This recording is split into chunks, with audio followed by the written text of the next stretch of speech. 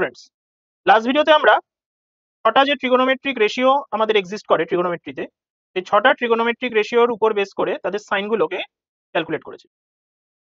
এই ভিডিওতে আজকে আমরা দেখব যে চারটে কোয়াড্রেন্ট আমাদের ছিল, ফার্স্ট, সেকেন্ড, থার্ড, ফোর্থ। চারটে কোয়াড্রেন্টে পজিটিভ কোয়ান্টিটি কে কে ছিল সেগুলো আমরা দেখেছিলাম, যেমন ফার্স্টে অল, সেকেন্ডে সাইন আর কোসেক, থার্ডে ট্যান আর কট, আর ফোর্থে কস আর সেক। তো সেই বেসিসে বা সেই অ্যাকর্ডিং আমরা দেখেছিলাম অল সাইন ট্যান কস। আজকে আমরা এই ভিডিওতে দেখব যে এই অল সাইন ট্যান কস যে রুল, সেই রুলের মাধ্যমে কিভাবে আমরা যে কোনো একটা আরবিট্রারি অ্যাঙ্গেলের ট্রিগোনোমেট্রিক ভ্যালু ক্যালকুলেট করতে পারি, এটা আজকে আমরা এখানে স্টাডি করব। বোঝা গেল? ওকে, দেখো,